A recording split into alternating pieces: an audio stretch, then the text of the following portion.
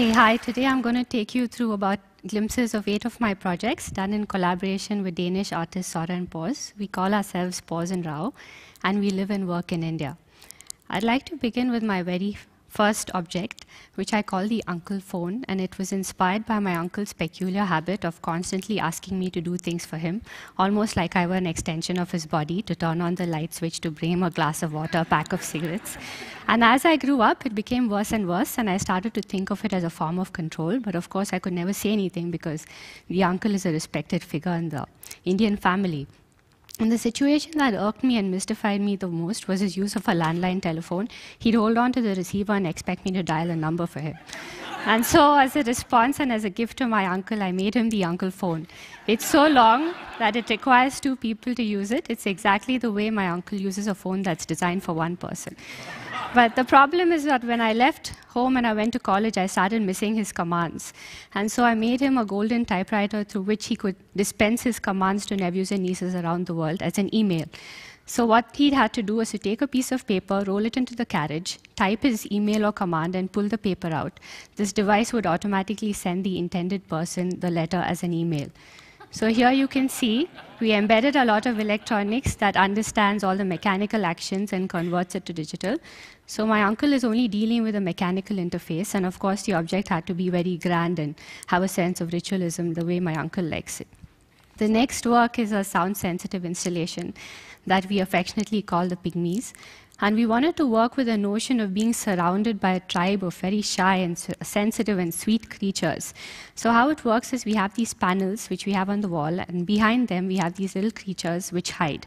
And as soon as it's silent, they sort of creep out, and if it's even more silent, they stretch their necks out, and at the slightest sound, they hide back again. So we had these panels on 3 walls of a room, and we had over 500 of these little pygmies hiding behind them. So this is how it works. This is a video prototype. So when it's quiet, it's sort of coming out from behind the panels, and they hear like humans do or real creatures do. So they get immune to sounds that scare them after a while, and they don't react to background sounds. You'll hear a train in a moment that they don't react to. But they react to foreground sounds. You'll hear that in a second.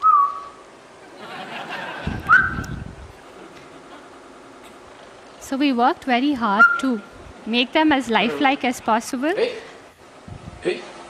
So each pygmy has its own behavior cycle, mood swings, personalities, and so on. So this is a very early prototype. Of course, it got much better after that. And we made them react to people, but we found that people were being quite playful and childlike with them. This is a video installation called The Missing Person, and we were quite intrigued with playing with the notion of invisibility. How would it be possible to experience a sense of invisibility? So we worked with a company that specialized in camera surveillance, and we asked them to develop a piece of software with us using a camera that could look at people in the room, track them, and replace 1 person with a background, rendering them invisible.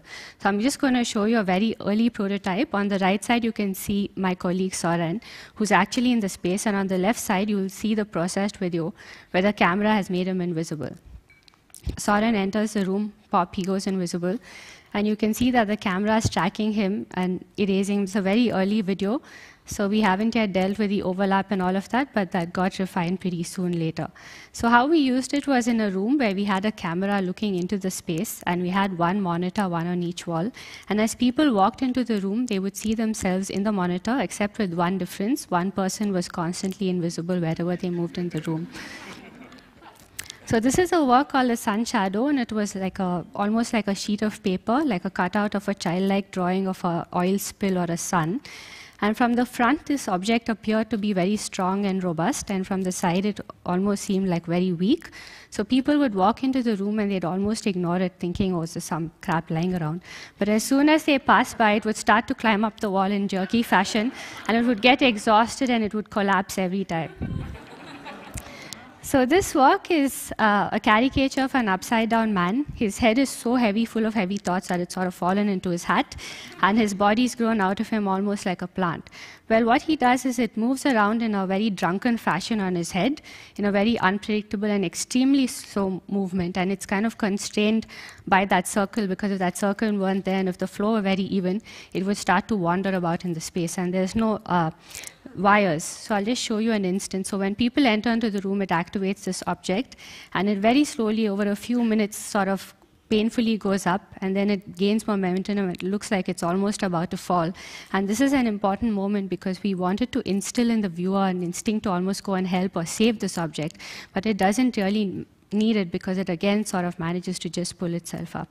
So this work was a real technical challenge for us, and we worked very hard, like most of our works, over years to get the mechanics right and the equilibrium and the dynamics. And it was very important for us to establish the exact moment that it would fall, because if we made it in a way that it would topple over, then it would damage itself. And if it didn't fall enough, it wouldn't instill that fatalism or that sense of wanting to go and help it. So I'm going to show you a very quick video where we are doing a test scenario. It's much faster. That's my colleague. He's let it go. Now he's getting nervous, so he's going to go catch it, but he doesn't need to because it manages to lift itself up on its own. So this is a work where we were very intrigued with working with the aesthetic of fur, embedded with thousands of tiny different sizes of fiber optics which twinkle like the night sky, and it's at the scale of the night sky. So we wrapped this around a blob-like form which is in the shape of a teddy bear which was hanging from the ceiling. And the idea was to sort of contrast something very cold and distant and abstract like the universe into the familiar form of a teddy bear, which was very comforting and intimate. And the idea was that at some point you would stop looking at the form of a teddy bear and you would almost perceive it to be a hole in the space, and as if you were looking out into the twinkling night sky.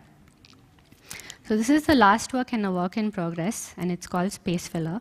Well, imagine a small cube that's about this big standing in front of you in the middle of the room, and as you approached it, it tried to intimidate you by growing into a cube that's twice its height and 4 times its volume. And so this object is constantly expanding and contracting to create a dynamic with people moving around it, almost like it were trying to conceal a secret within its seams or something. So well, we work with a lot of technology, but we're not really, we don't really love technology because it gives us a lot of pain in our work over years and years. But we use it because we're interested in the way that it can help us to express the emotions and behavioral patterns in these creatures that we create. And once a creature pops into our mind, it's almost like the process of creation is to discover the way this creature really wants to exist and what form it wants to take and what way it wants to move. Thank you.